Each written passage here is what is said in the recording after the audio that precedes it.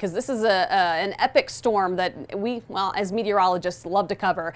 35.2 inches of snow. That's what we saw March of 2003, the snowiest March we've ever seen. This storm itself is going to put us pretty close to some of those numbers, so we'll keep a close eye on it. Heavy snow developing this weekend, and again, we're still talking about 1 to 2 feet near Denver. We'll take a closer look at that snowfall total map here in just a minute. Now, you can see some of the snow that's hitting again out on the western slope as you get a little closer to Telluride, Durango, Montrose, Grand Junction, and that's all ahead of the big system that's right now centered right over Southern California, Southern Nevada, Western Arizona, and it's already bringing some rain and snow to spots that don't typically see it. Right now, we're under a mostly cloudy sky, 34 degrees in Denver, feels like 28. You're going to find mainly some 30s as you step out the door this morning. It's going to be a little warmer than what we saw yesterday at the same time.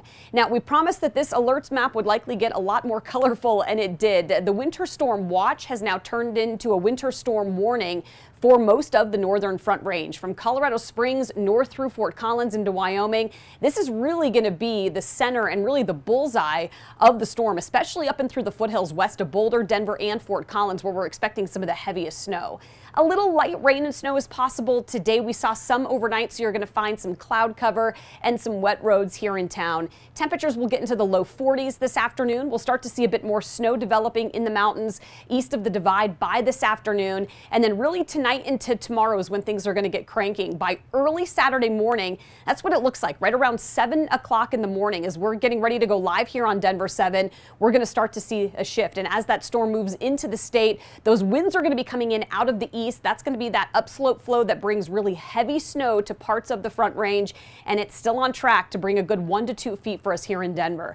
Heaviest snow will develop throughout the day on Saturday. That's right around 3:30, and then it'll keep going with snowfall rates upwards of 2 to 3 inches potentially per hour in some spots, which is going to lead to some impressive totals by Sunday night. Here's a look at what we're expecting, and again, it's going to be likely over 2 feet of snow as you get up into the foothills, Idaho Springs, north of there, up and through Estes Park, and then a good 1 to 2 feet here in town, likely 6 to 12 inches over the northeastern corner of the state. So stay with us. Here's a look at that 7-day. Things will gradually warm up and clear out next week, but we are in for a Denver 7 weather action day through the weekend, so you can stay with us streaming on your TV or on your phone. Search Denver 7 on your favorite streaming device, and we will keep you up to date all weekend long.